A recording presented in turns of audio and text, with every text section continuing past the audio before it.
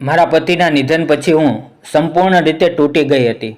ઘરમાં રોટલો નહોતો, દીકરી માટે દૂધ નહોતું અને મારા જીવનમાં આશા પણ નહોતી.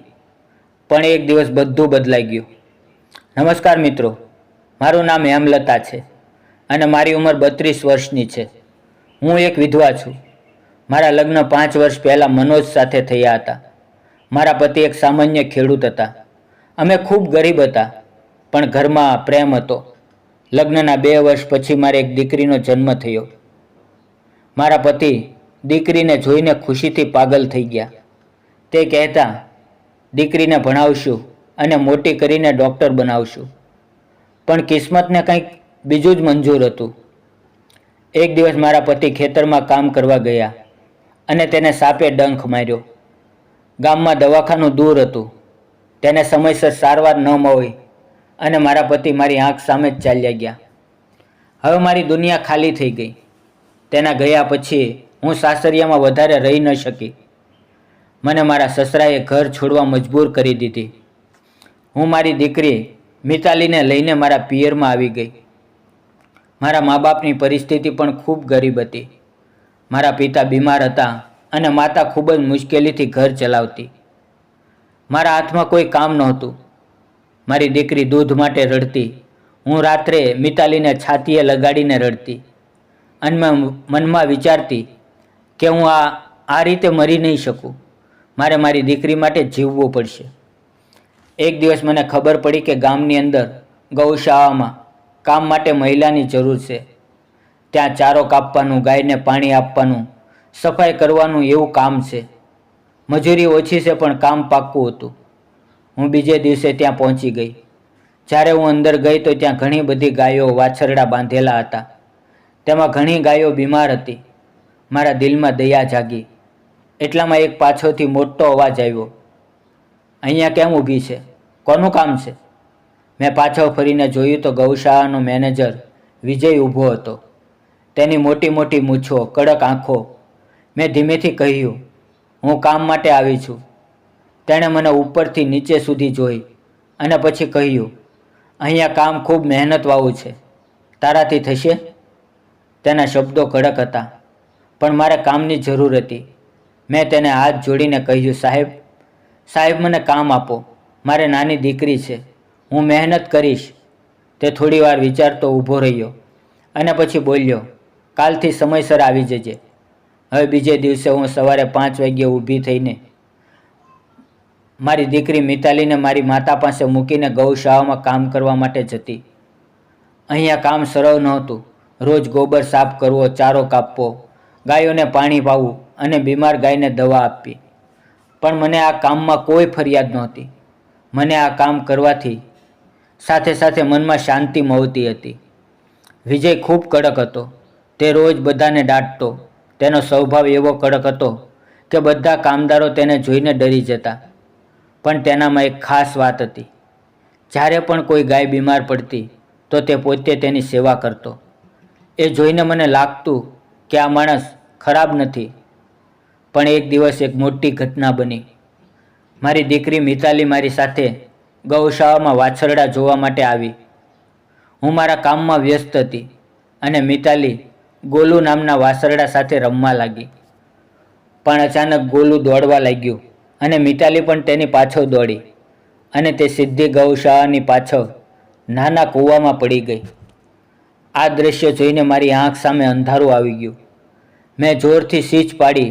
બીજા મજૂરો દોડીને કૂવા પાસે આવ્યા, પણ કોઈ પાસે હિંમત નહોતી કે કૂવામાં ઉતરે. એટલામાં વિજય પણ દોડતો આવ્યો અને તેણે મારો ચહેરો જોઈને પૂછ્યું, શું થયું? મેં કહ્યું, મારી દીકરી કૂવામાં પડી ગઈ છે. ત્યારે વિજયે એક ક્ષણ રોકાયા વગર તરત દોરડું પકડ્યું અને કૂવામાં ઉતરી ગયો. થોડીવાર પછી વિજય મિતાલીને ખંભે બેસાડીને બહાર લાવ્યો. તે બેહોશ થઈ ગઈ હતી. આ દ્રશ્ય જોઈને હું જમીન પર બેસી ગઈ અને વિજયનો આભાર માનવા લાગી કે તમે મારી દીકરીને બચાવી. પણ વિજય કડક અવાજમાં બોલ્યો. તેણે કહ્યું, રડવાનું બંધ કર. પહેલાં દીકરીને દવાખાને લઈને ચાલ. તેણે પોતાની બાઇક કાઢી, મને પાછળ બેસાડી અને સીધો દવાખાને લઈ ગયો. ડૉક્ટરે તરત જ સારવાર શરૂ કરી અને મારી દીકરીને હોશ આવી ગયો. મેં વિજય સામે હાથ જોડ્યા અને કહ્યું, તમારા લીધે આજે મારી દીકરીનો જીવ બચી ગયો. તેણે કહ્યું, તું રડવાનું બંધ કર અને તું જાણે છે, મને બાળકો ખૂબ ગમે છે. અમે બંને દવાખાને બેઠા હતા. મેં તેને ધીમેથી પૂછ્યું, પણ સાહેબ, તમે લગ્ન કેમ નથી કર્યા? મારી વાત સાંભળીને તેની આંખોમાં અચાનક દુઃખ આવી ગયું. તે ધીમેથી બોલ્યો, મારા લગ્ન થયા હતા, પણ મારી પત્ની અને દીકરો બંને એક અકસ્માતમાં ચાલ્યા ગયા. તેની વાત સાંભળીને મને લાગ્યું કે મારા જૂના ઘા પર કોઈએ હાથ મૂક્યો હોય. તે આગળ બોલ્યો, એ દિવસ પછી હું જીવતો તો રહ્યો, પણ અંદરથી મરી ગયો. પછી મેં ગૌશાળા બનાવી અને સેવાનું કામ શરૂ કર્યું. તેની વાત સાંભળીને મને પહેલીવાર સમજાયું કે વિજય કડક છે, કારણ કે તે લાગણીઓથી ડરે છે. મિતાલી હવે સાજી થઈ ગઈ હતી, પણ વિજય રોજ તેની ખબર લેવા ઘરે આવતો. તે મિતાલી માટે બિસ્કિટ લાવતો અને મિતાલી તેને વિજય કાકા કહેતી. હવે ધીમે ધીમે મારા દિલમાં પણ તેના માટે માન અને લાગણી વધવા લાગી. પણ ગામના લોકો વાતો કરવા લાગ્યા કે એક વિધવા સ્ત્રી ગૌશાળાના મેનેજરને ફસાવે છે અને આ બધું તે પૈસા માટે કરે છે. એક દિવસ મેં વિજયને કહ્યું, હું કાલથી હવે કામે નહીં આવું. મારી વાત સાંભળીને વિજય ચોંકી ગયો. તેણે પૂછ્યું, શું થયું? મેં કહ્યું, સાહેબ, લોકો ખરાબ બોલે છે. ત્યારે વિજય ગુસ્સામાં બોલ્યો, લોકો તો ભગવાન વિશે પણ ખરાબ બોલે છે. તો શું તું લોકો માટે જીવે છે કે દીકરી માટે? હું ચૂપ રહી. પછી વિજય થોડું શાંતિથી બોલ્યો, મને તારા વગર ગૌશાળામાં શાંતિ નથી મળતી. મેં તેની સામે જોયું. તે આગળ બોલ્યો, જ્યારે મિતાલી હસે છે ત્યારે મને લાગે છે કે મારો દીકરો પાછો આવી ગયો હોય. તેની વાત સાંભળીને મારા દિલની ધડકન વધી ગઈ. વિજયે મારો હાથ પકડ્યો અને કહ્યું, હેમલતા, હું તને પ્રેમ કરું છું. હું તને અને મિતાલીને અપનાવવા માંગુ છું. એક ક્ષણ માટે મને લાગ્યું, શું આ સાચું છે? શું વિધવા માટે પણ કોઈ પ્રેમ કરી શકે? તે આગળ બોલ્યો, જો તું આ કહીશ તો હું આજે જ મંદિરમાં જઈને ભગવાનની સાક્ષીએ તને મારી બનાવી દઈશ. મારી આંખોમાં આંસુ આવી ગયા.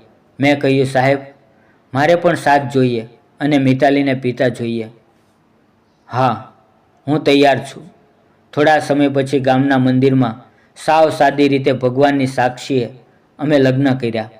આજે મારી દીકરી વિજયને પપ્પા કહે છે અને હવે હું એક વિધવા નથી, એક સ્ત્રી છું. ગૌશાળામાં સેવાની સાથે સાથે મને પ્રેમ પણ મળ્યો. મિત્રો, વિધવા સ્ત્રી કોઈ સાપ નથી, એ પણ ભગવાનની દીકરી છે. તમને શું લાગે છે, હેમલતા અને વિજયનો નિર્ણય સાચો હતો કે ખોટો? આપણા જીવનમાં દુઃખ પછી પણ પ્રેમ પાછો આવી શકે છે અને સાચો માણસ કડક દેખાય પણ દિલથી ભગવાન જેવો હોય છે. મિત્રો, વાર્તા પસંદ આવી હોય તો વિડીયોને લાઇક, ચેનલને સબસ્ક્રાઈબ કરવાનું ન ભૂલતા. ફરી મળશું, ત્યાં સુધી આવજો. ધન્યવાદ મિત્રો.